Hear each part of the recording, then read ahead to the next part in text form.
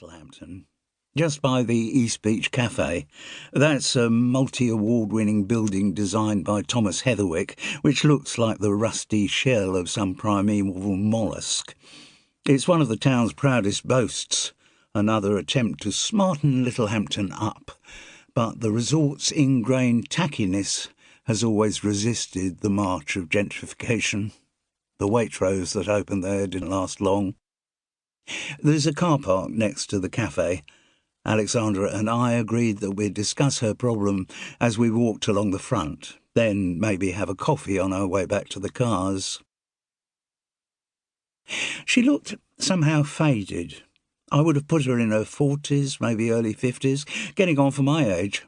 No wedding ring, and she made a point of telling me almost as soon as we'd said hello that she lived alone, she'd never been married, and didn't have any children. She needed to get that one out of the way quickly. Then she gave me a short resume of her life. She had been a teacher, an experience which she gave the impression she hadn't enjoyed much. A legacy from her grandmother had enabled her to give that up, and now she did some charity work, unspecified charity work. Tall, slightly lumpy, with a pale, freckled face and biscuit-coloured hair that didn't quite qualify as auburn, Alexandra Richards wore the kind of clothes that had been chosen not to draw attention to herself, which, perversely, made her look slightly eccentric, and drew attention to her. A beige raincoat, though it was a warm May day, and almost masculine brogues. The tide was low.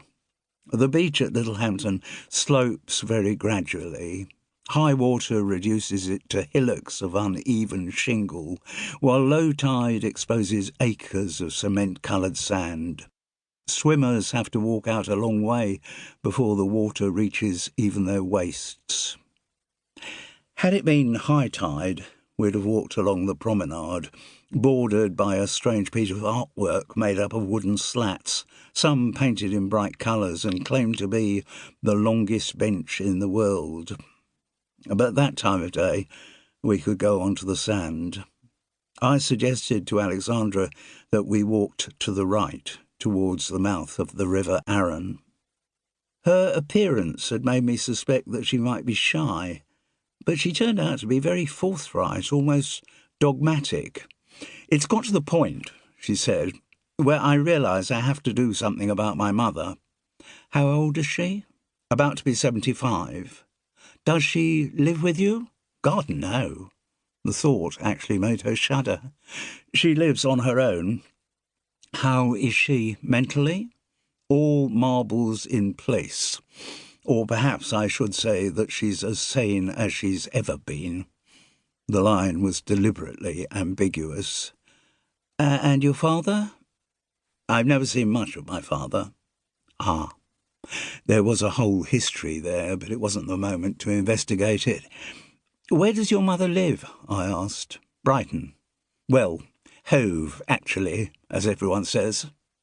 I knew the reference. When asked where they live, residents are reputed to say Hove, actually, to distinguish them from their more raffish neighbour. "A flat in Hove," Alexandra went on.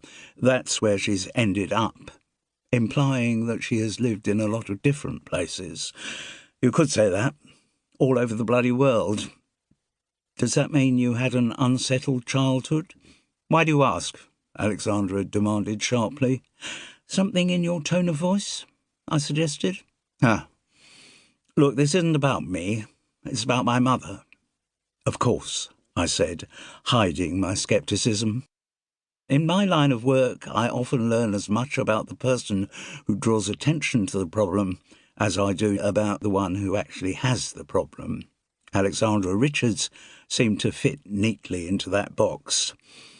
"She's always collected paper," Alexandra went on. "Books, magazines, newspapers, particularly newspapers. She claims she has some filing system for them, but so far as I can see, they're just piled up randomly, and she chain smokes." "Ah." "Gauloises, those terrible French cigarettes that smell like tyres burning. Can't get them in England now, but needless to say, Ingrid has an